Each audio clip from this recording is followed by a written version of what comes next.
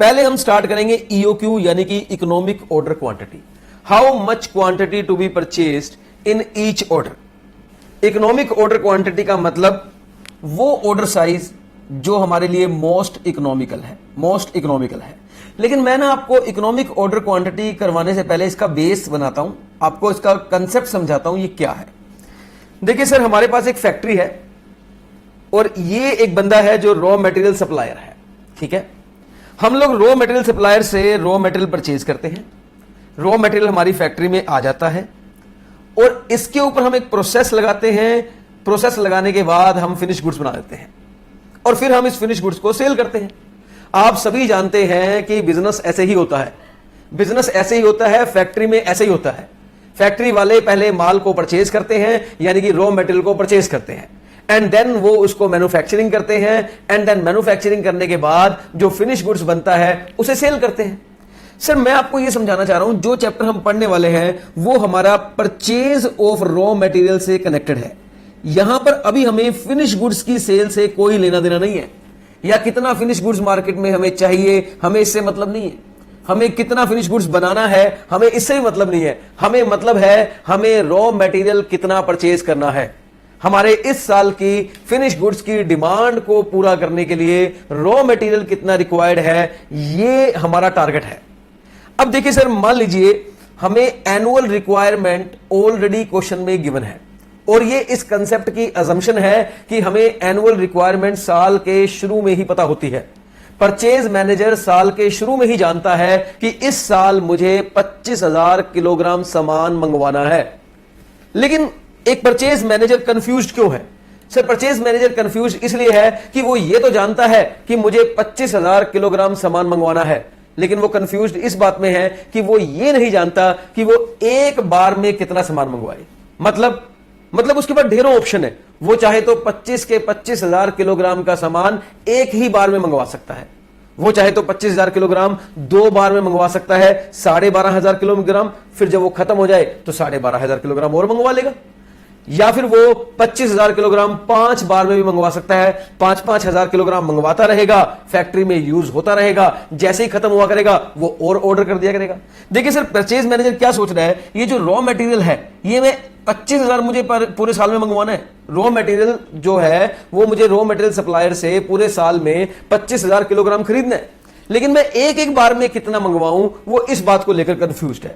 हाँ, वो ये भी चाहता है कि मेरा ऑर्डर साइज का मतलब वो एक बार में कितना मंगवाए। मेरा ऑर्डर साइज ऐसा होना चाहिए जिससे मेरी जो टोटल इन्वेंट्री कॉस्ट आएगी, जो टोटल मटेरियल कॉस्ट आएगी, वो मिनिमम आनी चाहिए। यस सर, तो परचेज मैनेजर ये कंसेप्ट हमें यही सिखाएगा कि हमें एक बार में, परचेज मैनेजर को एक बार में कितनी क्वांटिटी ऑर्डर करनी चाहिए, कितनी क्वांटिटी परचेज करनी चाहिए, सो दैट उसका टोटल इन्वेंट्री कॉस्ट सबसे कम आए। देखिए मैं आपको दिखाता हूं, how much quantity to be purchased in each order. How much quantity to be purchased in each order. Sir, अब इस एग्जांपल को समझना। मान लीजिए एनुअल रिक्वायरमेंट है 25,000 किलोग्राम। अब परचेज मैनेजर के पास बड़ी सारी ऑप्शन है। वो चाहे तो 25,000 किलोग्राम वन टाइम में मंगवा सकता है, वो चाहे तो 25,000 किलोग्राम 2 बार में मंगवा सकता है, यानी कि 12,500 किलोग्राम एक बार, और फिर जब वो खत्म हो जाएगा तो 12,500 किलोग्राम एक बार और मंगवा लेगा।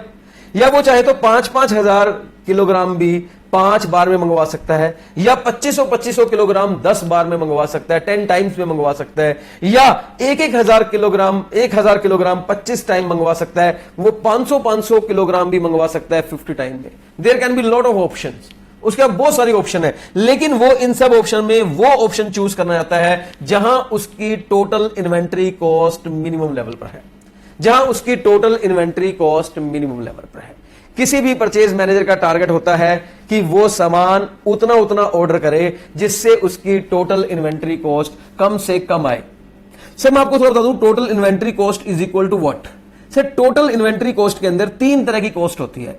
एक परचेज कॉस्ट, अब आप सामान परचेज करेंगे तो उसका कुछ परचेज प्राइस भी होगा, तो वो हो गई आपकी परचेज कॉस्ट। दूसरी कॉस्ट की बात करें तो वो होती है ordering cost. Sir, ordering cost का मतलब है सामान को ऑर्डर करने की कॉस्ट। आप सारे सामान को, अगर आप 25 के 25,000 किलोग्राम को एक ही बार में मंगवा लेते हैं तो आपकी ऑर्डरिंग कॉस्ट भी एक बार ही लगेगी, क्योंकि आपने एक ही बार फोन करना है सप्लायर को, एक ही बार उसने टेम्पो में सामान चढ़वा देना है, एक ही बार आपकी फैक्ट्री में आएगा, फैक्ट्री में आने के बाद जो लेबर होगी वो उसे फैक्ट्री में रखवा देगी। ये सारा काम एक बार होने वाला है, यानी कि ऑर्डरिंग कॉस्ट भी आपकी एक ही बार लगने वाली है। अगर आप 12,500 दो बार मंगवाएंगे तो यही ऑर्डरिंग कॉस्ट आपकी दो बार लगेगी, क्योंकि आपको ऑर्डर भी दो बार करना पड़ेगा, रॉ मटेरियल सप्लायर आपको सामान भी दो बार भेजेगा, टेम्पो भी दो बार आएगा वो सामान लेकर, आपकी फैक्ट्री में अनलोड भी दो बार करवाया जाएगा। जितने कम मात्रा में आप सामान मंगवाएंगे, यानी कि जितने ऑर्डर ऑफ नंबर ज्यादा होंगे, उतनी ही ऑर्डरिंग कॉस्ट ज्यादा आती जाएगी। दूसरी तरफ एक कॉस्ट है कैरिंग कॉस्ट। कैरिंग कॉस्ट का मतलब है सामान को संभाल के रखने की कॉस्ट। अब इसमें क्या होता है, अगर आप एक ही बार में 25,000 किलोग्राम सामान खरीदते हैं, प्लीज मेरी बात ध्यान सुनना, अब अगर आप एक बार में 25,000 किलोग्राम सामान खरीदते हैं तो आपकी ऑर्डरिंग कॉस्ट तो एक ही बार लगेगी, यानी कि आपकी ऑर्डरिंग कॉस्ट बहुत ही कम आएगी, क्योंकि आपको एक ही बार ऑर्डर करना है। लेकिन आपकी कैरिंग कॉस्ट बहुत ज्यादा आएगी, क्योंकि अब आपको इतना बड़ा स्टोर रूम चाहिए, इतना बड़ा गोडाउन चाहिए, जहां एक बार में 25,000 किलोग्राम सामान को रखा जा सके। इसका मतलब आप ऑर्डरिंग कॉस्ट तो कम कर लेंगे, लेकिन आपकी कैरिंग कॉस्ट डेफिनेटली बढ़ जाएगी। अगर इसी के उलट में मैं बात करूं कि अगर आप 12,500 दो बार में ऑर्डर करेंगे तो आपकी ऑर्डरिंग कॉस्ट तो थोड़ी ज्यादा हो जाएगी, क्योंकि अब आपको ऑर्डर एक बार की जगह दो बार करना है। लेकिन इसके ऑपोजिट आपकी कैरिंग कॉस्ट कम हो जाएगी। इधर ऑर्डरिंग कॉस्ट बढ़ेगी, इधर कैरिंग कॉस्ट कम हो जाएगी, क्योंकि अब आपको सामान जो संभाल के रखना है वो 25,000 किलोग्राम नहीं, 12,500 किलोग्राम रखना है। आपको ऐसा स्टोर रूम चाहिए, ऐसा गोडाउन चाहिए जहां एक बार में 12,500 किलोग्राम भी आए तो चलेगा, क्योंकि जब वो खत्म होगा तो नया 12,500 किलोग्राम आ जाएगा। तो आपको छोटा गोडाउन चाहिए, छोटा स्टोर रूम चाहिए, तो आपकी कैरिंग कॉस्ट कम हो जाएगी। देखिए सर, मैं आपको इसको पूरा समझाता हूं। तो this is equal to total inventory cost. So the aggregate of purchase cost, ordering cost and carrying cost is known as total inventory cost. और एक कॉस्ट अकाउंटेंट का यहां मेन ऑब्जेक्टिव है कि total inventory cost should be minimum. ये आपकी minimum होनी चाहिए, ये आपकी मिनिमम होनी चाहिए। आपका ऑर्डर साइज जो है वो ऐसा होना चाहिए। ईओक्यू का मतलब है इकोनॉमिक ऑर्डर क्वांटिटी का मतलब है ऑर्डर साइज, जो ऑर्डर साइज है should be in such a way, order size should be in such a way that total inventory cost should be minimum। आपका ऑर्डर साइज कुछ इस तरीके से होना चाहिए कि आपकी टोटल इन्वेंट्री कॉस्ट कम से कम आए। ओके, देखिए सर, अब मैंने आपको टोटल इन्वेंट्री कॉस्ट में तीन तरह की कॉस्ट का डिस्कस किया है। पहली कॉस्ट है परचेज प्राइस। सर पहले यहीं से शुरू करते हैं, परचेज प्राइस से। सर देखिए, मैं सामान 25,000 किलोग्राम एक बार में खरीदूं, या मैं 5-5 हजार किलोग्राम खरीदूं, या मैं 12,500 किलोग्राम खरीदूं, या मैं 2500 किलोग्राम 10 बार खरीदूं, क्या इससे परचेज प्राइस पर फर्क पड़ेगा? प्लीज टेल मी, क्या इससे उस किलोग्राम के परचेज प्राइस में फर्क पड़ेगा? मान लीजिए एक कोई ऐसी आइटम है जो 1 किलोग्राम 10 रुपए की आती है। अब अगर मैं 25,000 किलोग्राम खरीदूंगा तो वो 25,000 किलोग्राम इंटू 10 रुपीज लेगा। अब अगर मैं 10,000 किलोग्राम खरीदूंगा तो वो 10,000 किलोग्राम इंटू 10 लेगा। तो परचेज प्राइस का क्या परचेज के ऑर्डर के साइज पे फर्क पड़ेगा?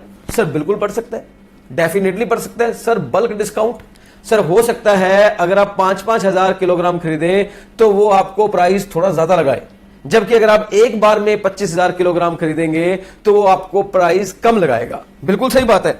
इसका मतलब परचेज प्राइस दो तरह की हो सकती है, जो विदाउट डिस्काउंट भी हो सकती है और विद डिस्काउंट भी हो सकती है। विद डिस्काउंट तो हमें समझ में आती है, जो लोग ज्यादा क्वांटिटी में खरीदते हैं, बल्क में खरीदते हैं, उन्हें परचेज प्राइस में डिस्काउंट मिलता है। जो लोग कम क्वांटिटी में खरीदते हैं उन्हें वो प्राइस ज्यादा पड़ता है। लेकिन सर कुछ आइटम ऐसी भी तो होती है जहां हमें डिस्काउंट नहीं मिलता। सर ऐसी कौन सी आइटम होती है? बिल्कुल होती है। आप एग्जांपल के लिए मान लीजिए पेट्रोल की बात कर लेते हैं। पेट्रोल को भी तो रॉ मटेरियल की तरह यूज किया जाता है। अब सर अगर मैं पेट्रोल खरीदूं तो मैं पेट्रोल कितने भी लीटर खरीद लूं, पेट्रोल पंप वाला पेट्रोल का प्राइस वही लगाएगा जो पर लीटर है। अरे भाई, अगर मैं 10 लीटर खरीदूंगा तो भी प्राइस वही लगेगा, और अगर मैं 100 लीटर भी खरीद लूं तो भी प्राइस वही लगेगा। पेट्रोल के प्राइस में डिस्काउंट नाम का कोई एलिमेंट नहीं होता। सर, अब आप मेरे साथ पढ़ने जा रहे हैं इकोनॉमिक ऑर्डर क्वांटिटी। तो आप पहले ये अज्यूम करिए, हम वो केस पढ़ रहे हैं जहां विदाउट डिस्काउंट वाला है। केस नंबर 1 मान लेते हैं जहां परचेज प्राइस विदाउट डिस्काउंट है, और अगर परचेज प्राइस विद डिस्काउंट है तो हम केस नंबर 2 मान लेते हैं। ठीक है सर, हमने 2 केस मान लिए, एक केस नंबर 1, एक केस नंबर 2। केस नंबर 1 जहां परचेज प्राइस विदाउट डिस्काउंट है, और केस नंबर 2 जहां परचेज प्राइस विद डिस्काउंट है। हाँ जी सर, तो हम शुरुआत करेंगे पहले वो केसेस जहां परचेज प्राइस में कोई डिस्काउंट नहीं है। यानी कि आप चाहे सामान 25 के 25,000 किलोग्राम एक बार में खरीदें, चाहे 5 के 5,000 किलोग्राम एक बार में खरीदें, 5,000 किलोग्राम खरीदें, चाहे 2500 किलोग्राम 10 बार में खरीदें, परचेज प्राइस का कोई डिस्काउंट नहीं मिलने वाला। ठीक है सर, तो हम केस नंबर 1 पढ़ेंगे पहले। अब दूसरी कॉस्ट थी ऑर्डरिंग कॉस्ट, और तीसरी कॉस्ट थी कैरिंग कॉस्ट। अगर आपको याद हो, जो मैंने अभी आपको टोटल इन्वेंट्री कॉस्ट दिखाया था, मैं एक बार दोबारा लिख देता हूं। टोटल इन्वेंट्री कॉस्ट जो है वो हमारी होती है 3 कॉस्ट का total. Aggregate of purchase cost plus ordering cost plus carrying cost. इन तीनों कॉस्ट का अगर हम टोटल कर लेते हैं तो this is known as total inventory cost. This is known as total inventory cost. ठीक है, हमारे परचेज मैनेजर का टारगेट है कि वो ऑर्डर साइज कुछ ऐसा रखेगा जिसमें टोटल इन्वेंट्री कॉस्ट मिनिमम आनी चाहिए। सही है सर। अब सर, हमने इसके अंदर परचेज कॉस्ट के ऊपर डिस्कशन कर लिया है। परचेज कॉस्ट के ऊपर हमने डिस्कशन कर लिया है कि हम जितने भी क्वेश्चन अभी करेंगे केस नंबर 1 के हिसाब से हम ये अज्यूम करेंगे कि परचेज प्राइस का ऑर्डर साइज से कोई रिफ्लेक्शन नहीं आएगा। ऑर्डर साइज कितना भी रखिए, परचेज प्राइस सेम रहेगा। बिल्कुल सही है। हां, मैं वो क्वेश्चन भी कराऊंगा जब परचेज प्राइस में चेंज आएगा, मैं वो क्वेश्चन भी करवाऊंगा, लेकिन मैं पहले वो क्वेश्चन करवाऊंगा जहां परचेज प्राइस में कोई चेंज नहीं आएगा। अब सर, बात आ गई हमारे पास बची हुई 2 कॉस्ट के बारे में, एक ऑर्डरिंग कॉस्ट और एक कैरिंग कॉस्ट। हालांकि मैंने आपको इन दोनों कॉस्ट का मीनिंग बता दिया। ऑर्डरिंग कॉस्ट का मतलब होता है एक बार में एक ऑर्डर करने पर लगने वाली कॉस्ट को कॉस्ट पर ऑर्डर कहा जाता है, यानी कि ऑर्डरिंग कॉस्ट कहा जाता है। जितने नंबर ऑफ ऑर्डर ज्यादा होंगे ऑर्डरिंग कॉस्ट उतनी ही ज्यादा आएगी, जितने नंबर ऑफ ऑर्डर्स कम होंगे ऑर्डरिंग कॉस्ट उतनी ही कम आएगी। अगर आप सारा सामान एक ही ऑर्डर में मंगा लेते हो तो आपकी ऑर्डरिंग कॉस्ट बहुत ही कम आएगी, लेकिन अगर आप सामान बहुत सारे ऑर्डर्स में मंगाते हो, थोड़ा थोड़ा करके मंगाते हो, तो डेफिनेटली आपको बड़े सारे ऑर्डर करने पड़ेंगे, बार बार ऑर्डर करना पड़ेगा, तो आपकी ऑर्डरिंग कॉस्ट ज्यादा आएगी। कैरिंग कॉस्ट की बात करें तो वो इससे बिल्कुल उल्टा है। कैरिंग कॉस्ट का मतलब है मंगाए हुए सामान को संभाल के रखने की कॉस्ट। जो आपने सामान मंगाया है उसे संभाल के रखने की कॉस्ट। अगर आप एक बार में बल्क में सामान मंगवा लेते हैं, बहुत सारा सामान मंगवा लेते हैं, तो आपकी कैरिंग कॉस्ट ज्यादा आएगी, क्योंकि ज्यादा मंगाए हुए सामान को संभाल के रखने की कॉस्ट भी ज्यादा आएगी। अगर आप सामान थोड़ा थोड़ा मंगाएंगे तो आपको संभाल के भी थोड़ा थोड़ा रखना होगा, उसका टेक केयर भी आपको थोड़ा थोड़ा करना होगा, तो आपकी कैरिंग कॉस्ट भी कम आएगी। ओके सर, मैंने इसको एक प्रेजेंट किया है, वो किस तरीके से मैं आपको दिखाता हूं, आपको पूरा क्लैरिटी आ जाएगी इसके अंदर। सर, मान लीजिए मैं एक बार में 25,000 किलोग्राम मंगाता हूं। सर, मेरी एनुअल रिक्वायरमेंट है 25,000 किलोग्राम।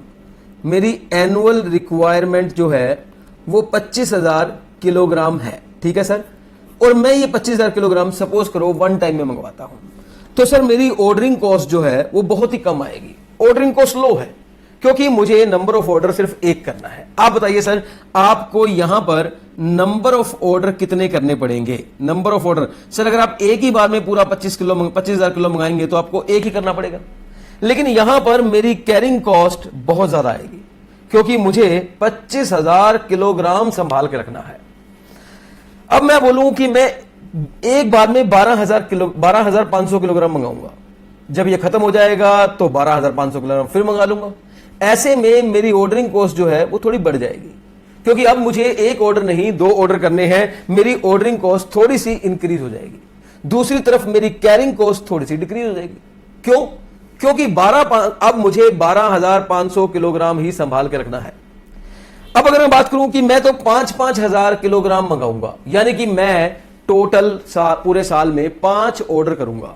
5 ऑर्डर का मतलब है पहले 5,000 किलोग्राम मंगाऊंगा, जैसे ही ये खत्म होने लगेगा मैं एक बार फिर से 5,000 किलोग्राम मंगा लूंगा, जैसे ही ये खत्म होने लगेगा मैं एक बार फिर से 5,000 किलोग्राम मंगा लूंगा। मतलब मैं 5-5 हजार किलोग्राम 5 बार में मंगवाऊंगा।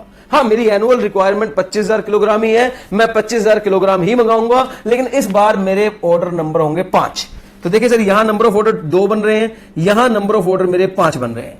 जितने ज्यादा नंबर ऑफ ऑर्डर होंगे ऑर्डरिंग कॉस्ट उतनी ही ज्यादा बढ़ती जाएगी। देखिए मेरी ऑर्डरिंग कॉस्ट थोड़ी सी बढ़ गई है, लेकिन कैरिंग कॉस्ट मेरी कम होती जाएगी। क्यों? अब मुझे जिन प्रोडक्ट को संभाल के रखना है वो सिर्फ 5,000 किलोग्राम है, तो मुझे सिर्फ 5,000 किलोग्राम को संभाल के रखना है, तो मेरी कैरिंग कॉस्ट कम आएगी। सर सपोज मैं 2500 किलोग्राम मंगाता हूं, यानी कि मैं 10 ऑर्डर करूंगा इस 25,000 किलोग्राम को मंगाने के लिए, तो ऑब्वियसली मेरी ऑर्डरिंग कॉस्ट और बढ़ जाएगी, लेकिन दूसरी तरफ मेरी कैरिंग कॉस्ट कम होती जाएगी। दूसरी तरफ मेरी कैरिंग कॉस्ट कम होती जाएगी, क्योंकि अब मुझे जो सामान संभाल के रखना है वो सिर्फ 2500 किलोग्राम है। सर सपोज करिए मैं 1,000 किलोग्राम मंगाता हूं, 1,000 किलोग्राम मंगाता हूं, यानी कि मैं 1,000 किलोग्राम मंगाऊंगा तो मेरे नंबर ऑफ ऑर्डर हो जाएंगे 25। अगर मेरे नंबर ऑफ ऑर्डर इतने ज्यादा हो जाएंगे तो मेरी ऑर्डरिंग कॉस्ट भी ज्यादा हो जाएगी, लेकिन फिर मेरी कैरिंग कॉस्ट भी कम हो जाएगी। तो देखिए सर, परचेज प्राइस तो साइलेंट है। 3 कॉस्ट होती है टोटल इन्वेंट्री कॉस्ट में, 3 कॉस्ट होती है, एक परचेज कॉस्ट, एक ऑर्डरिंग और एक कैरिंग। परचेज कॉस्ट तो साइलेंट है। परचेज कॉस्ट कहती है चाहे आप एक बार में 25,000 किलो मंगवाओ, चाहे आप 12,500 मंगवाओ, चाहे 5-5 हजार करके 5 बार मंगवाओ, मेरा प्राइस तो पर किलोग्राम वही रहेगा। मेरे से आपके डिसीजन मेकिंग पर कोई फर्क नहीं आएगा। आप एक बार में आपका ऑर्डर साइज क्या होता है, इससे आप परचेज कॉस्ट को ना ही देखें तो अच्छी बात है, क्योंकि हमारा तो प्राइस वही रहेगा। लेकिन ऑर्डरिंग कॉस्ट और कैरिंग कॉस्ट को देखा जाए तो ये दोनों एक दूसरे के ऑपोजिट चल रही है। अगर आप नंबर ऑफ ऑर्डर बढ़ा देते हैं तो आपकी ऑर्डरिंग कॉस्ट बढ़ जाती है, लेकिन कैरिंग कॉस्ट कम हो जाती है। अगर आप नंबर ऑफ ऑर्डर कम कर देते हैं तो आपकी ऑर्डरिंग कॉस्ट तो कम हो जाती है, लेकिन दूसरी तरफ कैरिंग कॉस्ट बढ़ने लग जाती है। मैं एक कॉस्ट को घटाने की सोचता हूं तो दूसरी कॉस्ट बढ़ने लग जाती है। मैं दूसरी कॉस्ट को घटाने की सोचता हूं तो मेरी पहले वाली कॉस्ट बढ़ने लग जाती है। Sir, there is always inverse relationship between ordering cost and carrying cost. Ordering cost और कैरिंग कॉस्ट में हमेशा आपको एक इनवर्स रिलेशनशिप मिलेगा, एक ऑपोजिट रिलेशनशिप मिलेगा। एक घटेगी तो दूसरी बढ़ेगी। तो आप बताइए इनमें से मैं कौन सा ऑर्डर सेलेक्ट करूं? मैं एक बार में 25,000 किलोग्राम मंगाऊं, या मैं एक बार में 12,500 किलोग्राम मंगाऊं, या एक बार में 5,000 किलोग्राम मंगाऊं? आखिरकार मैं कौन सा ऑर्डर सेलेक्ट करूं?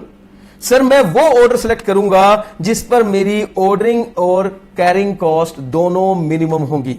बेस्ट ऑर्डर साइज वो होगा जहां ordering cost and carrying cost will be the minimum.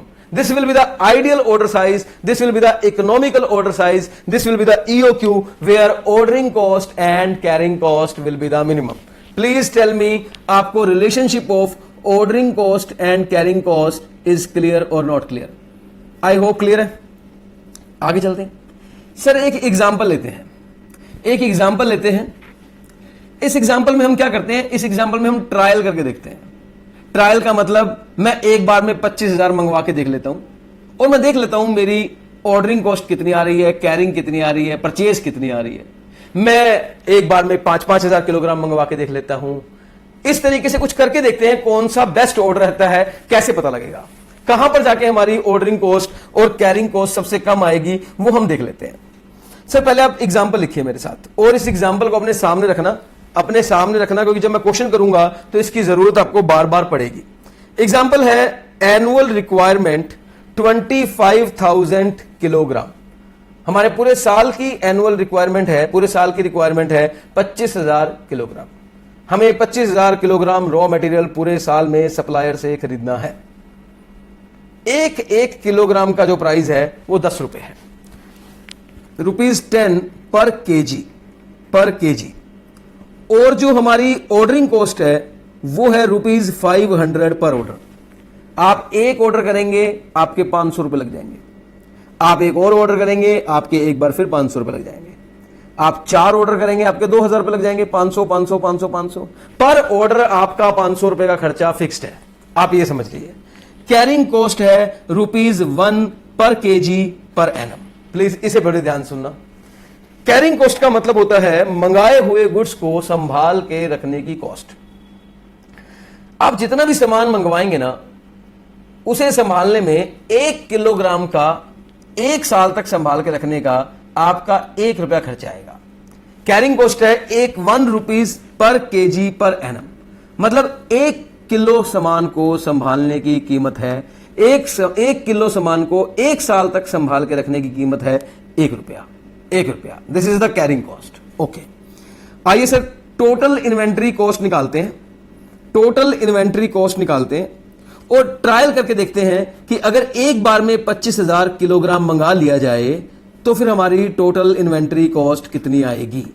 अगर हम 12,500 किलोग्राम 2 बार में मंगाते हैं तो टोटल इन्वेंट्री कॉस्ट कितनी आएगी, ये एक बार करके देखते हैं कितनी आएगी। प्लीज आप लोग भी मेरे साथ करना। टोटल इन्वेंट्री कॉस्ट, तो आपने ये क्वेश्चन नोट डाउन कर लिया? प्लीज आप ये क्वेश्चन नोट डाउन कर लो पहले।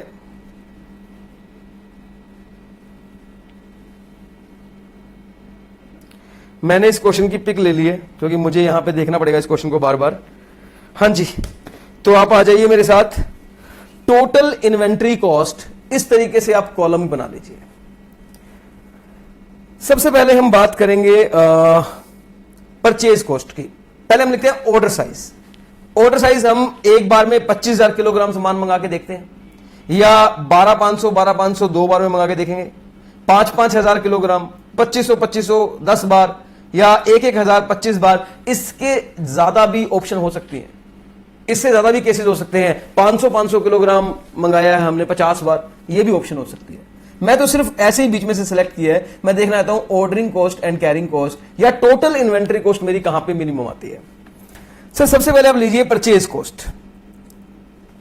सर देखिए टोटल इन्वेंट्री कॉस्ट हमेशा निकाली जाती है फॉर फुल ईयर, हम पूरे साल के लिए निकाल रहे हैं। अगर आप 25,000 किलोग्राम सामान मंगाते हैं तो 1 किलोग्राम का परचेज प्राइस क्या है? परचेज कॉस्ट मतलब हो गया क्वांटिटी ऑर्डर्ड, जो आपने ऑर्डर करी है, या ऐसे लिखो सिंपल। परचेज कॉस्ट का मतलब हो गया जितने किलोग्राम आपने पूरे साल में मंगवाने हैं इनटू पर किलोग्राम, ₹, पर किलोग्राम। सर अगर मैं इसका देखूं तो यहां ₹10 पर किलोग्राम है, तो सर मेरी परचेज कॉस्ट आ गई 2,50,000।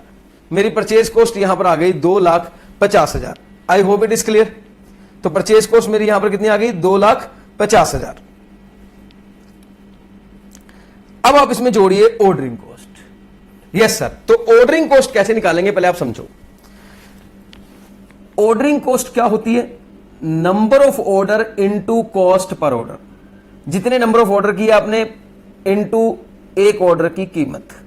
सर आप बताइए अगर आप एक बार में 25,000 किलोग्राम मंगा लेंगे तो आपके नंबर ऑफ ऑर्डर कितने आएंगे? सर एक ही आएगा।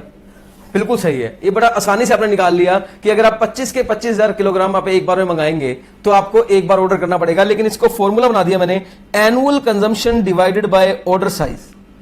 Annual consumption divided by order size is equal to number of order. देखिए आपका एनुअल कंजम्पशन जो है वो है 25,000 और आप एक बार में जो ऑर्डर कर रहे हो, ऑर्डर साइज का मतलब जो आप एक बार में ऑर्डर कर रहे हो वो भी 25,000 है। तो ये हो गया number of order 1 into cost per order. आपके एक ऑर्डर की कॉस्ट है, आपके एक ऑर्डर की कॉस्ट है 500 रुपए। पढ़ लो, आप लिखा अपने कॉस्ट पर ऑर्डर 500 रुपए, तो आपकी ऑर्डरिंग कॉस्ट आ गई 500 रुपए। इस केस में आपकी ऑर्डरिंग कॉस्ट आ गई 500 रुपए। ये आप लिख लो सर यहां पर ऑर्डरिंग कॉस्ट। अब हम बात करेंगे कैरिंग कॉस्ट की। सर कैरिंग कॉस्ट को अगर आपको समझना है तो पहले आप मेरे साथ अलग से समझो कैरिंग कॉस्ट क्या है। सर देखो, कैरिंग कॉस्ट का मतलब होता है सामान को पूरा साल संभाल के रखने की कीमत। पूरा साल संभाल के रखने की, देखो आपने गोडाउन लिया तो गोडाउन का रेंट लगा होगा, वो कैरिंग कॉस्ट का पार्ट है। वहां पर जो हैंडलिंग है, टूट फूट हो जाता है, सामान खराब हो जाता है, वो भी कैरिंग कॉस्ट का पार्ट है। इवन आपने सामान खरीदा है तो आपका कोई इंटरेस्ट लग रहा है क्योंकि आपने इतना बल्क में सामान खरीदा है, इतना पैसा आपका लग गया, उसके ऊपर आपका इंटरेस्ट का लॉस हो रहा है, इंटरेस्ट लगा नहीं है, आपने उधार लिया सामान, तो इंटरेस्ट का लॉस हो रहा है, वो भी आपका कैरिंग कॉस्ट का पार्ट है, वो भी आपका कैरिंग कॉस्ट का पार्ट है। अब मेरी बात कैरिंग कॉस्ट को लेकर बड़े ध्यान समझना। कई लोगों को कैरिंग कॉस्ट का कंसेप्ट थोड़ा सा कंफ्यूज करता है। लोगों को लगता है कैरिंग कॉस्ट का मतलब जो सामान को संभाल के रखने की कॉस्ट है, यानी कि अगर हमने गोडाउन लिया है तो बस गोडाउन पर होने वाला खर्चा कैरिंग कॉस्ट है। नहीं, इस चैप्टर में हम जो कैरिंग कॉस्ट को समझते हैं वो समझते हैं पर केजी पर एनम जो खर्चा आएगा ना, that is called carrying cost, संभाल के रखने का। यानी कि आप 1 किलोग्राम संभाल को 1 साल तक संभाल के रखने की जो कॉस्ट है, that is called carrying cost. ये हमेशा पर केजी पर एनम के हिसाब से ही कैलकुलेट की जाएगी। देखो आपको समझाता हूं। अब यहां पर एक कंफ्यूजन है। आपने साल के शुरू में 25,000 किलोग्राम खरीद लिया, अज्यूम करो आपने साल के शुरू में 25,000 किलोग्राम खरीद लिया, तो बताइए प्लीज आपकी कैरिंग कॉस्ट क्या आएगी? स्टूडेंट कहता है जी पर केजी पर किलोग्राम 25,000 किलोग्राम को पूरा साल संभाल के रखने की जो कॉस्ट आती है वही आएगी। अब मैं कहता हूं यहां पर एक छोटा सा कंफ्यूजन है। आप बताइए, आपने साल के शुरू में 25,000 किलोग्राम खरीद लिया। हां सर खरीद लिया। क्या ये साल के एंड तो छोड़ो, साल के आखिर में कितना हो जाएगा? सर ये जीरो हो जाएगा। साल के शुरू में 25,000 किलोग्राम है, साल के आखिर आते आते ये जीरो हो जाएगा। क्यों? सर थोड़ा थोड़ा सामान लगता जाएगा। हमने 25,000 किलोग्राम सामान खरीद कर गोडाउन में रख लिया, स्टोर रूम में रख लिया। अब जब जब प्रोडक्शन डिपार्टमेंट को रॉ मटेरियल की नीड होगी, हम स्टोर रूम से सामान निकालकर प्रोडक्शन डिपार्टमेंट को भेजते जाएंगे, प्रोडक्शन डिपार्टमेंट को भेजते जाएंगे। ऐसा ही होगा सर? हाँ, ये तो डेली का प्रोसेस होगा। सर मैं एक क्वेश्चन पूछता हूं, आपने साल के शुरुआत में 25,000 किलोग्राम सामान खरीदा, यानी कि साल के पहले दिन सामान को संभालने की कीमत है 25,000 किलोग्राम पर, लेकिन क्या अगले दिन भी वहां पर 25,000 किलोग्राम ही होगा या थोड़ा कम भी हो सकता है? सर ऑब्वियसली थोड़ा कम होगा। जो साल के पहले दिन हम स्टोर रूम से प्रोडक्शन डिपार्टमेंट को भेज देंगे वो सामान कम हो जाएगा, यानी कि अगले दिन सामान को संभालने की जो कॉस्ट है वो 25,000 किलोग्राम पे नहीं, थोड़े से कम पर आएगी ऑब्वियसली। और धीरे धीरे और डेली बेस पर थोड़ा थोड़ा सामान कम होता जाएगा, यानी कि संभाल के रखने की कॉस्ट जो है वो थोड़ी थोड़ी कम आती जाएगी। हां सर, तो ये कहना तो बिल्कुल गलत है कि आपने 25,000 किलोग्राम को पूरा साल संभाल के रखा। ये बात भी सही है सर। देखिए मैं आपको एक एग्जांपल देता हूं। मैं आपको बोलता हूं मैं आपको 10,000 रुपए देता हूं और ये आपने संभाल के रखने हैं। आपने कहा जी मैं 10,000 रुपए आपके संभाल के रखूंगा, लेकिन मैं संभाल के रखने के चार्जेस लूंगा और मैं पर रुपए को संभाल के रखने के चार्जेस लूंगा। पर रुपए को, एक एक रुपया जो मैंने संभाला है मैं उसके चार्जेस लूंगा। आपकी जेब में 10,000 रुपए है, यानी कि आज आप 10,000 रुपए को संभालने के चार्जेस लोगे। सर फिर मैंने उसमें से थोड़े से पैसे आपसे ले लिए, थोड़े से पैसे मैंने आपसे ले लिए, यानी कि मान लीजिए 500 रुपए ले लिए। क्या अगले दिन भी आप 10,000 रुपए को ही संभालने के चार्जेस लोगे या 9,500? सर अब तो आप संभाल ही 9,500 रहे हो, तो आप 9,500 पे ही लोगे चार्जेस। तो सर जो हमने सामान मंगाया है 25,000 किलोग्राम, वो 25,000 किलोग्राम जरूर है साल के पहले दिन, लेकिन दूसरे दिन थोड़ा ना 25,000 किलोग्राम होगा, वो तो धीरे धीरे कम होता जाएगा। देखिए एक दिन ये जीरो हो जाएगा, तो अब क्या करें? एक तरीका तो ये है, साल के पहले दिन 25,000 किलोग्राम पर संभाल के रखने की कॉस्ट, फिर दूसरे दिन जितना स्टोर से निकला उसको हटाकर बाकी जो बचा हुआ था उसको संभालने की कॉस्ट अलग निकाली जाए।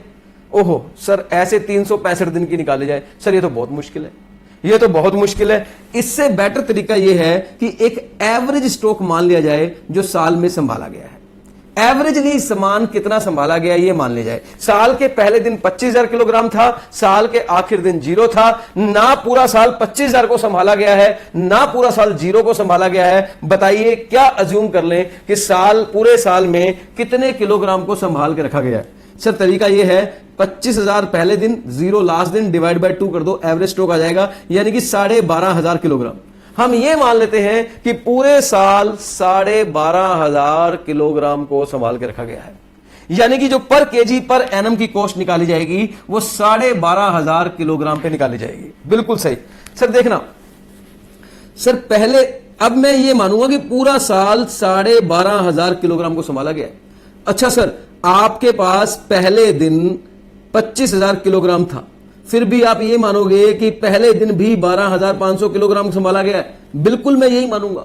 क्योंकि साल के आखिरी दिन मेरे पास 0 किलोग्राम है, तब भी मैं यही मान रहा हूं कि 12,500 किलोग्राम को संभाला गया है। जब मैं साल के पहले दिन 25,000 किलोग्राम होने पर 12,500 किलो मान सकता हूं, तो मैं साल के आखिरी दिन जब मेरे पास 0 किलोग्राम है तब भी मैं 12,500 किलोग्राम सामान को संभाल के रखा गया, ये मान रहा हूं। तो सर ये 12,500 किलोग्राम कैसे निकाला आपने? ऑर्डर साइज जो भी आपने किया डिवाइडेड बाय 2 कर दिया मैंने। Order size divided by 2 into carrying cost, और इसे मल्टीप्लाई कर देंगे हम carrying cost per KG per annum. मैंने बताया था जो कैरिंग कॉस्ट होती है वो सामान को पर केजी पर किलोग्राम संभाल के रखने की कॉस्ट होती है। हालांकि सामान 25,000 था, पर आपने अज्यूम किया है कि आपने 12,500 किलोग्राम संभाला है। तो पहला ऑर्डर साइज हमारा 25,000 किलोग्राम है, तो 25,000 divide by 2 into carrying cost आपकी ₹1 है, तो ये आ गया 12,500। So this is your carrying cost. ये आपकी आ गई कैरिंग कॉस्ट। सर आपका टोटल आ गया 2,67,500। 2,67,500। प्लीज टेल मी आपको total inventory cost first case में क्लियर हुई या नहीं हुई? Total inventory cost first case में क्लियर हुई या नहीं हुई? अगर आपको ये क्लियर हो गया है तो मैं आगे चलूं, बताइए प्लीज बताइए। अब सेकंड केस ले लो। 12,500 किलोग्राम एक बार में मंगवाओगे। हम टोटल इन्वेंट्री कॉस्ट निकाल रहे हैं फॉर फुल ईयर, ठीक है? टोटल इन्वेंट्री कॉस्ट निकाल रहे हैं हम फॉर फुल ईयर। तो सर 12,500 साल में 2 बार मंगवाओगे तो 25,000 किलोग्राम मंगाओगे, परचेज कॉस्ट तो वही आएगी 25,000 किलोग्राम इंटू 10 यानी कि 2,50,000। परचेज कॉस्ट तो पूरे साल की वही आनी है सर, वो तो चेंज होनी नहीं है। लेकिन इस बार आपकी ऑर्डरिंग कॉस्ट इस ऑर्डरिंग कॉस्ट से ज्यादा आएगी। क्यों? अब आप 2 ऑर्डर कर रहे हो, पहले आप 1 ऑर्डर कर रहे थे। तो आइए पहले हम निकालते हैं number of order. Number of order कितने आएंगे आप निकालो प्लीज। यहां पर नंबर ऑफ ऑर्डर, यहां कैलकुलेशन करते रहते हैं। Number of orders, number of order, यहां पे हम निकाल रहे हैं ऑर्डरिंग कॉस्ट। प्लीज आप निकालिए ऑर्डरिंग कॉस्ट। सेकंड केस में number of order into cost per order, cost per order. बताइए सर हम मंगा रहे हैं annual number of order is equal to, पढ़ो पढ़ो, अभी हमने निकाला था एनुअल कंजम्पशन यानी कि 25,000 kilogram divided by order size. Order size आपका सर है 12,500 किलोग्राम, 12,500 किलोग्राम। तो ये आगे 2 ऑर्डर, 2 ऑर्डर आगे into cost per order.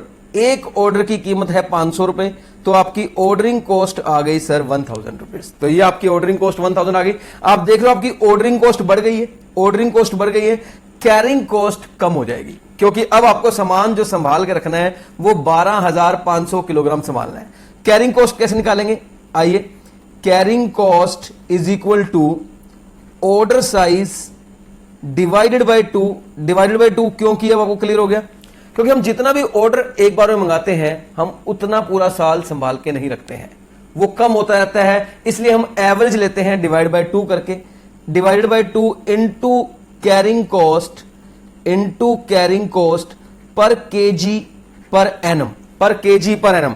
Order size आपका 12,500 किलोग्राम है, 12,500 डिवाइडेड बाय 2 यानी कि ये आपका आ गया 6,250 into carrying cost per KG per annum. आपने अभी लिखी हुई क्वेश्चन के अंदर 1, तो ये आपका आएगा 6,250। तो ये आ गया आपका 6,250। आपकी टोटल इन्वेंट्री कॉस्ट आ गई 2,57,250। तो सर ऑब्वियसली बात है आपको 25,000 किलोग्राम एक बार में मंगवाने से टोटल इन्वेंट्री कॉस्ट आती है आपकी 2,67,500। जबकि आप इसे 2 बार मंगवाते हैं तो आपकी टोटल इन्वेंट्री कॉस्ट आती है 2,57,250। अगर हम यहीं तक देखें तो टोटल इन्वेंट्री कॉस्ट जो है वो हमारी सेकंड केस में कम आ रही है, यानी कि हमें 12,500 किलोग्राम मंगाने चाहिए रेदर देन एक बार में 25,000 किलोग्राम मंगाने के। लेकिन सर हमें और ट्राई करना चाहिए अभी, क्या पता कैरिंग कॉस्ट और कम आ जाए। सर चलिए मैं 5,000 किलोग्राम मंगा के देखता हूं। 5,000 किलोग्राम 5 बार में, मतलब टोटल 25,000 किलोग्राम मंगाना है, तो 5,000 किलोग्राम 5 बार में मंगा के देखता हूं। सर देखो टोटल तो 25,000 किलोग्राम आएगा पूरे साल में, तो परचेज कॉस्ट तो वही आएगी 2,50,000। परचेज कॉस्ट वही आएगी 2,50,000। ऑर्डरिंग कॉस्ट आपको कैलकुलेट करनी है। ऑर्डरिंग कॉस्ट अगर आप कैलकुलेट करेंगे ना सर, तो आपकी ऑर्डरिंग कॉस्ट यहां पे आएगी सर नंबर ऑफ ऑर्डर जितने आपने किए multiply by cost per order की जो कॉस्ट है वो। अब आपने नंबर ऑफ ऑर्डर कितने किए, इसके लिए आप फॉर्मूला लगाते हो annual consumption divided by order size. मैं आपको बता दूं ये कोई फॉर्मूला नहीं है, ऑब्वियसली आपने पूरे साल में आपकी एनुअल कंजम्पशन है 25,000 किलोग्राम। अगर आप पूरे साल में 25,000 किलोग्राम मंगाओगे और एक बार में 5,000 किलोग्राम मंगाओगे तो ऑब्वियसली आपको 5 बार में मंगवाना पड़ेगा। That is number of order 5 आ जाएंगे। 25,000 kilogram divided by 5,000 kilogram is equal to 5 orders. एक ऑर्डर की कीमत है 500 रुपए पर ऑर्डर। एक ऑर्डर को करने में 500 रुपए लगते हैं। आपका टोटल आ गया 2500 रुपए, यानी कि आपकी ऑर्डरिंग कॉस्ट बढ़ गई, वो हो गई 2500 रुपए। ऑर्डरिंग कॉस्ट तो बढ़नी ही थी क्योंकि आप एक बार में अब सामान ना मंगवाकर 5 बार में मंगवाओगे तो ऑर्डरिंग कॉस्ट तो 5 बार लगेगी ना, तो वो तो बढ़नी थी। लेकिन आप जानते हैं अब आपकी कैरिंग कॉस्ट कम आएगी, क्योंकि कैरिंग कॉस्ट का मतलब है सामान को संभाल के रखने की कीमत। और अब आप सामान को सिर्फ 5,000 किलोग्राम को संभालोगे। देखिए मैं दिखाता हूं, वो carrying cost is equal to order size divided by 2। Order size divided by 2 मतलब हम एवरेज लेते हैं। Carrying cost per KG per annum.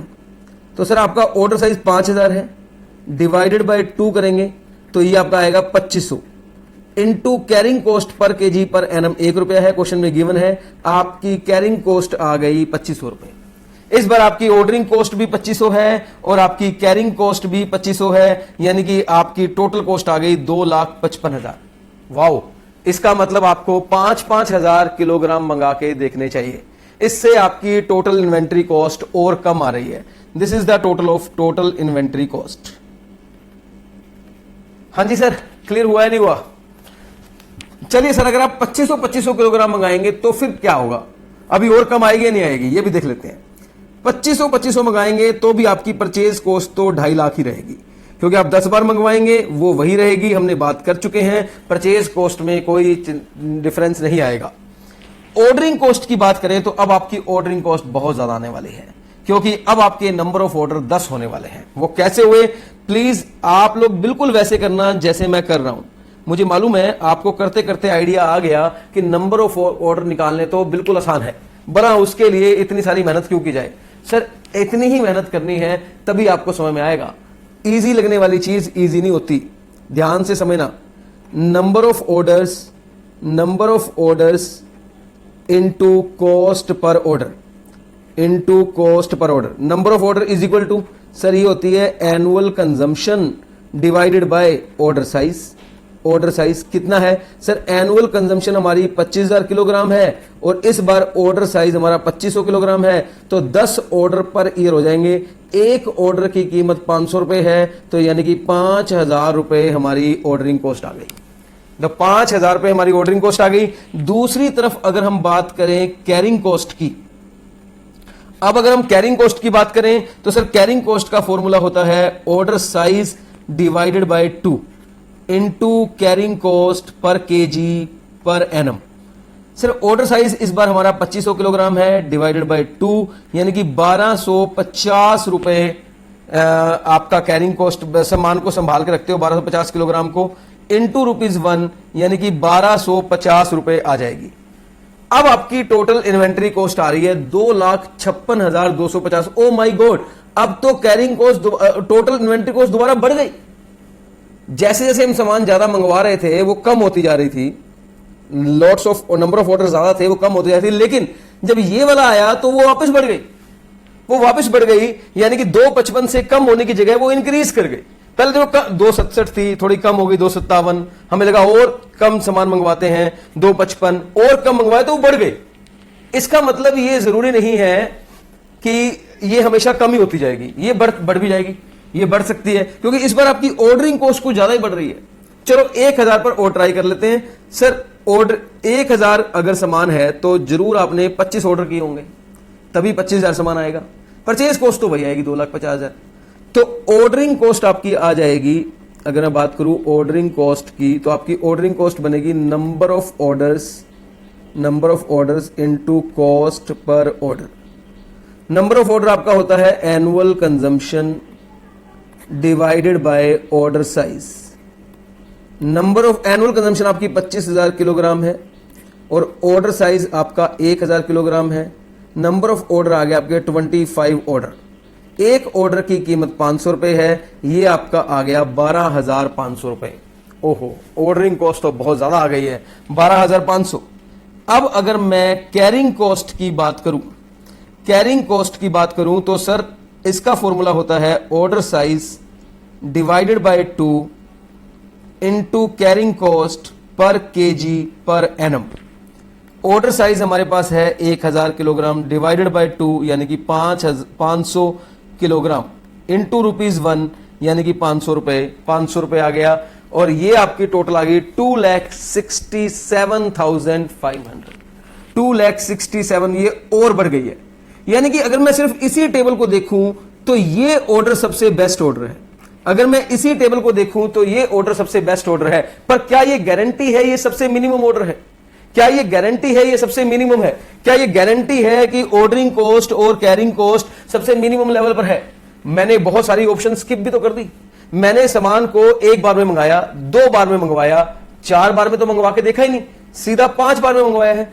8 times में तो मंगवा के देखा ही नहीं, सीधा 10 टाइम्स में मंगवाया है। अगर मैं सामान को 8 टाइम्स में मंगवाता तो मेरी ऑर्डरिंग और कैरिंग कॉस्ट कितनी आती मुझे क्या पता। और मैं कैसे गारंटी से कह दूं कि हां यही कॉस्ट सबसे बढ़िया कॉस्ट है, ये इन ऑप्शन में तो सबसे बढ़िया है, लेकिन ऑप्शन तो और भी बन सकती थी। तो सर अब यही प्रॉब्लम थी, यही प्रॉब्लम यहां पर क्रिएट हुई कि टोटल इन्वेंटरी कॉस्ट जो मिनिमम होनी चाहिए, और टोटल इन्वेंटरी कॉस्ट मिनिमम होने का मतलब है, टोटल इन्वेंटरी कॉस्ट मिनिमम होने का मतलब है वो ऑर्डर साइज जहां सबसे बेस्ट ऑर्डर साइज हो। देखो सर, देखिए क्योंकि आप जानते हैं परचेज कॉस्ट सब में सेम है, एक बार के लिए मैं परचेज कॉस्ट को इग्नोर कर देता हूं। आप यहां पर सिर्फ ऑर्डरिंग एंड कैरिंग कॉस्ट का टोटल करिए, ऑर्डरिंग एंड कैरिंग कॉस्ट का टोटल करिए और फिर देखिए कितना टोटल आता है ऑर्डरिंग एंड कैरिंग। सर ये आ रहा है 17,500 total of ordering and carrying cost. ये आ गया 7,250, ये आ गया आपका 5,000, ये आपका आ गया 6,250, ये आ गया 17,500, नहीं सॉरी, ये आपका आ गया 12,500 और 13,000, और ये भी आपका आ गया 13,000। ओके, अब सर यहां पर ऑर्डरिंग एंड कैरिंग कॉस्ट सबसे कम ये है, पर यह गारंटी नहीं है कि ये सबसे कम ही है, इससे कम और किसी ऑप्शन में आ ही नहीं सकती थी। अब सारी दुनिया इसी बात की रिसर्च पर लग गई कि ऐसे कौन सा फॉर्मूला बनाया जाए जिससे इतनी सारी ऑप्शन ना करनी पड़े और एक आदमी को सीधा पता लग जाए कि कितना ऑर्डर करने पर सबसे कम ऑर्डरिंग एंड कैरिंग कॉस्ट आएगी।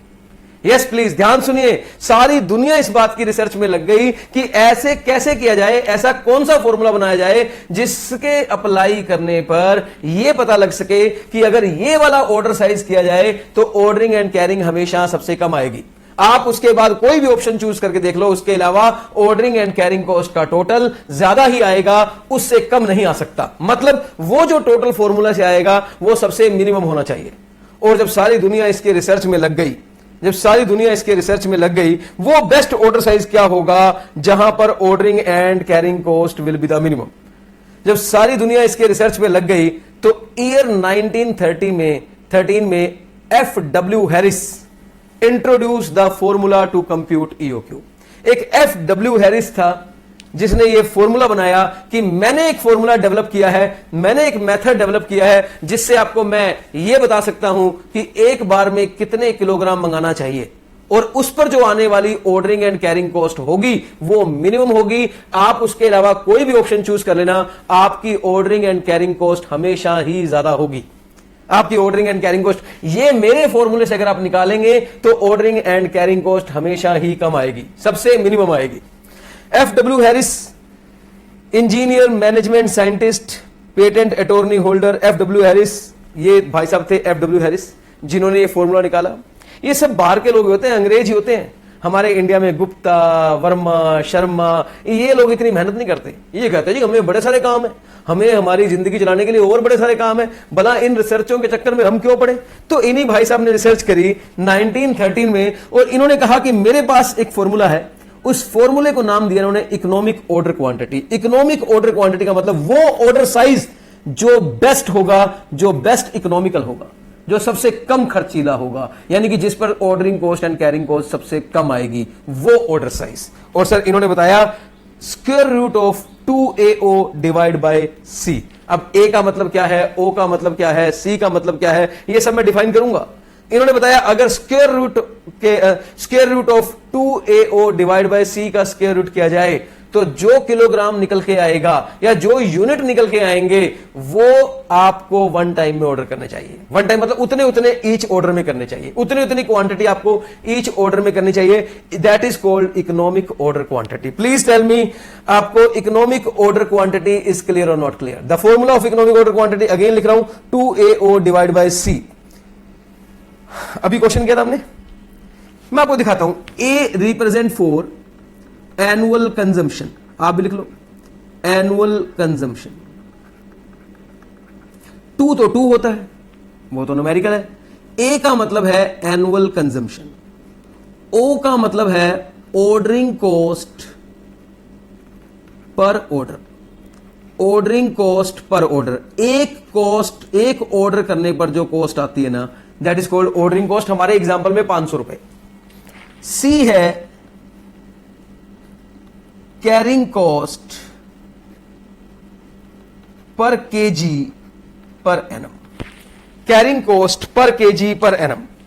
अब हमने एक क्वेश्चन किया था, अभी भी एक क्वेश्चन किया है जिसमें हमने 5000 किलोग्राम में सबसे मिनिमम कॉस्ट निकाली थी। आइए 2 into 2 हो गया 25,000 आपकी एनुअल कंजम्पशन है, 500 ऑर्डरिंग कॉस्ट है, डिवाइडेड बाय ₹1। आप इसको कैलकुलेट करेंगे, सोल्व करेंगे, आंसर आएगा 5000 kilogram.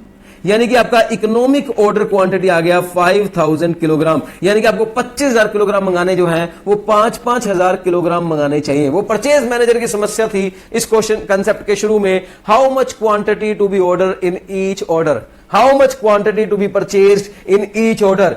5,000 kilogram to be purchased in each order and your total inventory cost will be minimum, and your total inventory cost will be minimum provided your purchase price will not affected by way of discount। आपका purchase price पे discount का कोई effect नहीं पड़ना चाहिए। Without discount वाला case है तो आपकी जो मिनिमम टोटल इन्वेंट्री कॉस्ट आएगी वो एक बार में 5,000 किलोग्राम सामान मंगवाने पर आएगी। So the total inventory cost will be minimum if company order 5,000 kilogram in each order. At EOQ level, एक और बात, at EOQ level ordering cost and carrying cost will always be minimum and equal.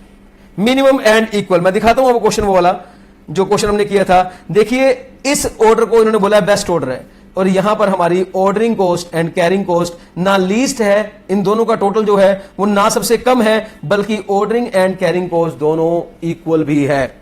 Ordering and carrying cost will always be equal, ये हमेशा equal होएगी। Please tell me the concept is clear और not clear? I hope it is clear.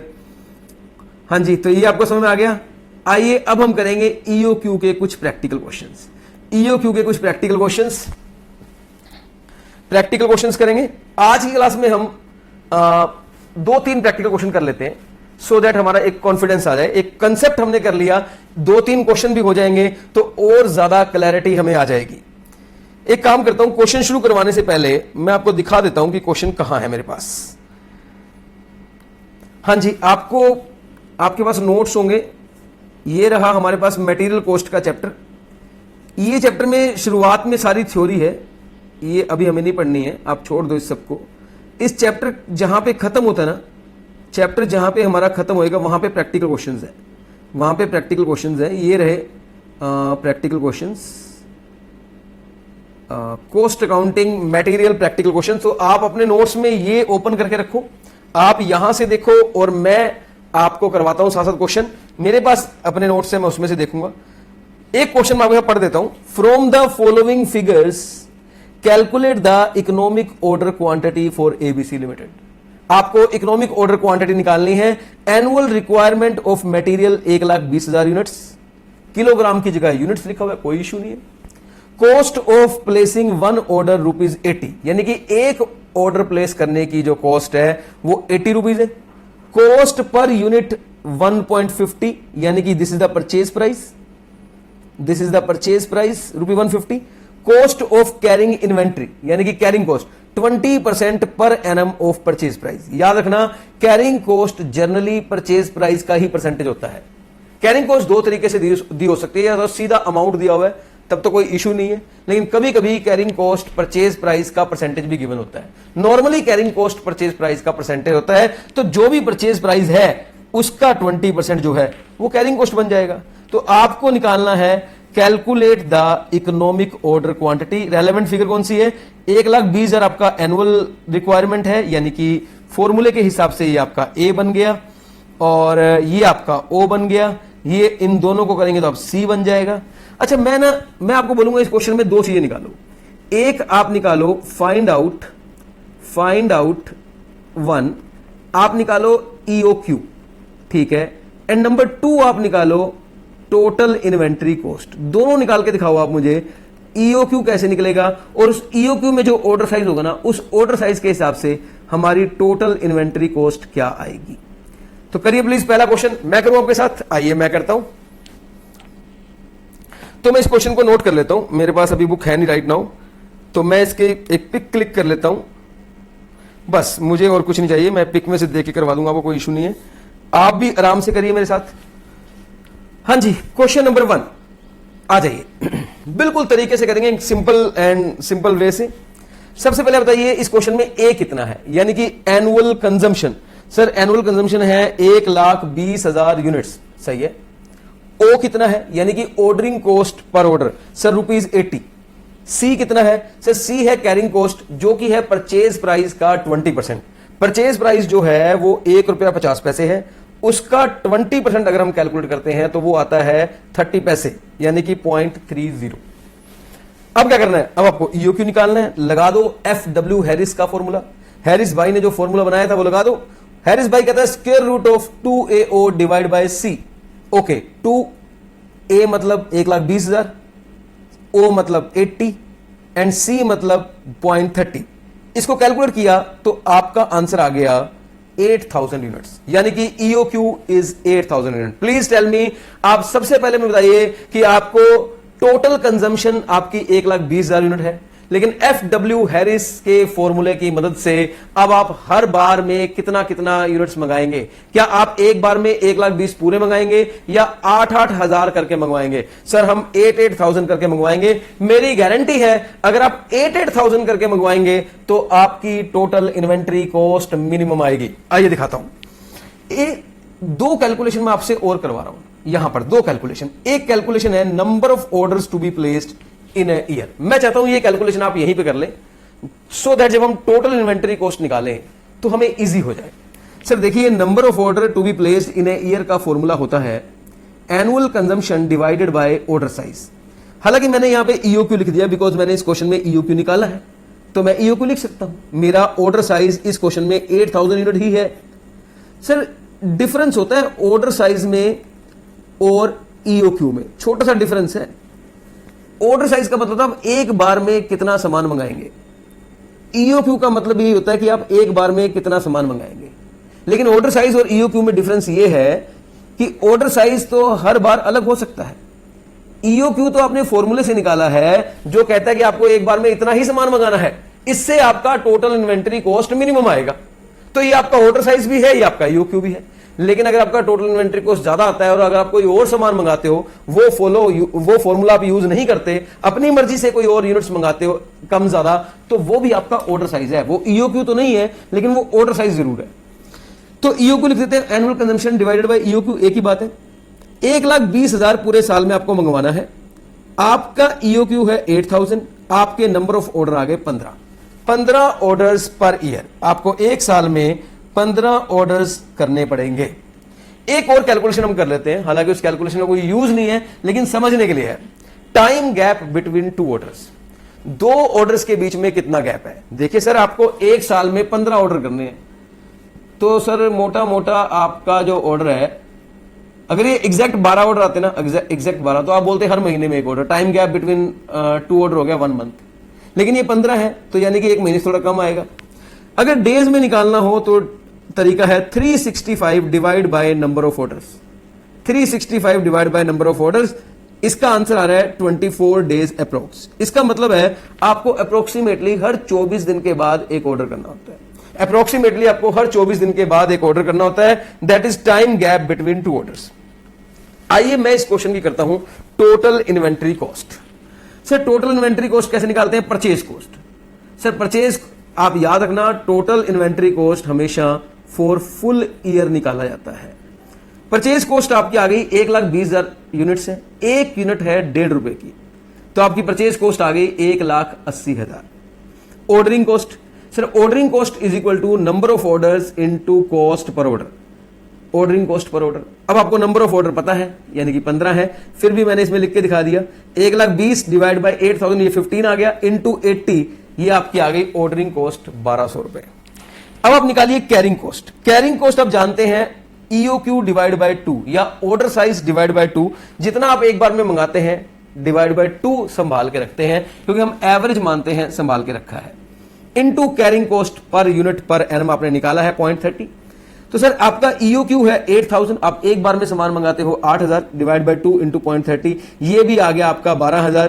Total inventory cost आ गई आपकी 1,82,400। And this total inventory cost is minimum, ये आपकी minimum है। सर यकीन मानिए, आप कोई भी और क्वांटिटी मंगा के देख लीजिए एक बार में 8,000 के अलावा, आपकी टोटल इन्वेंट्री कॉस्ट 1,82,400 से ज्यादा ही आएगी। सेम क्वेश्चन करके देख लो, आप कोई भी और ऑर्डर साइज सेलेक्ट कर लो, 8,000 ना सेलेक्ट करो, कुछ और सेलेक्ट कर लो, आपकी टोटल इन्वेंट्री कॉस्ट 1,82,400 से ज्यादा आएगी। देखिए सर, यहां ऑर्डरिंग कॉस्ट और कैरिंग कॉस्ट मिनिमम है और ये इक्वल भी है, और ये इक्वल भी है। देखिए मैं आपको करके दिखाऊं। सपोज एक एग्जांपल ले रहा हूं, जस्ट सपोज हम लोग बोलते हैं हमारा ऑर्डर साइज 10,000 यूनिट्स है, हम नहीं मंगवाते 8,000 एक बार में, हम तो मंगवाएंगे 10,000 यूनिट एक बार में। हम नहीं मानते FW हैरिस की बात को, हम तो 10,000 एक बार में मंगवाएंगे। अब हमारा टोटल इन्वेंट्री कॉस्ट कितना आएगा? टोटल इन्वेंट्री कॉस्ट, सर मैं आपको शर्त लगा के बोल रहा हूं, आप दुनिया के कोई भी क्वांटिटी और ऑर्डर कर लीजिए, 8,000 के अलावा 1,82,400 जो अभी आपने निकाला है टोटल इन्वेंट्री कॉस्ट, उससे ज्यादा ही आएगी, कम नहीं आएगी। Purchase cost, sir purchase cost तो सेम रहेगी, ऑब्वियसली वो तो सेम रहेगी, डिस्काउंट है नहीं कोई, हमने पहले डिस्कस कर लिया है। 1,20,000 यूनिट्स हैं, 1.5 रुपया, और ये आपका 1.5 रुपीज, ये आपका आ गया 1,80,000। आगे ordering cost, sir ordering cost होती है number of orders into cost per order. थोड़ा सा फास्ट कर रहा हूं सर, आपने 1,20,000 यूनिट टोटल मंगवाने हैं और आप एक बार में 10,000 यूनिट मंगाएंगे, तो आपके नंबर ऑफ ऑर्डर्स 12 आएंगे, 12 ऑर्डर्स, और एक ऑर्डर की कीमत 80 रुपीज है, तो ये आ गया आपका, एक ऑर्डर को ऑर्डर करने की कीमत 80 रुपीज है, 960। अब बच्चा कह रहा है तो कम आ रही है, अभी कैरिंग कॉस्ट बाकी है मेरे मुन्ना। कैरिंग कॉस्ट की अगर हम बात करें तो ये आपका बनेगा ऑर्डर साइज यानी कि 10,000 डिवाइडेड बाय 2 इंटू 0.30 इंटू 0.30।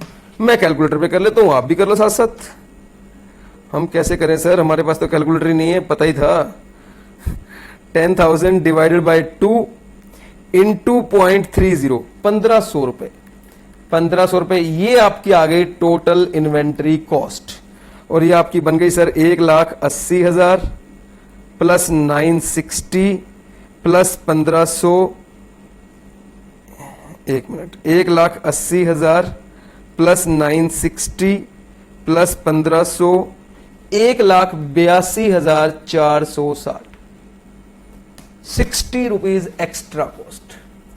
अगर आप एक बार में 10,000 यूनिट्स ऑर्डर करेंगे तो आपको 60 रुपीज की एक्स्ट्रा कॉस्ट इनकर करनी पड़ेगी, क्योंकि 1,82,400 मिनिमम कॉस्ट है, क्योंकि आपने FW हैरिस का फॉर्मूला बनाकर वो निकाली है। Please tell me the question number 1 is clear और नॉट क्लियर। आपको ईओक्यू का कंसेप्ट क्लियर हुआ है नहीं हुआ, और इसके साथ साथ आपको क्वेश्चन नंबर 1 क्लियर हुआ है नहीं हुआ। आई होप आप लोगों को ईओक्यू का कंसेप्ट क्लियर है और क्वेश्चन नंबर 1 भी क्लियर है। चलिए सर आज की क्लास में इतना ही करेंगे। बहुत सारे क्वेश्चन करने हैं ईओक्यू के, बहुत सारे कंसेप्ट मैंने करवा दिया है। अब तो आने वाली क्लासेस में क्वेश्चन ही क्वेश्चन करने हैं, क्वेश्चन ही क्वेश्चन करने हैं, जिससे आपको ईओक्यू का कंसेप्ट स्ट्रॉन्ग पे स्ट्रॉन्ग हो जाए, जिससे आपका ईओक्यू का कंसेप्ट और ज्यादा स्ट्रॉन्ग हो जाए। चलिए प्लीज आज के लिए इतना ही। Till then bye bye.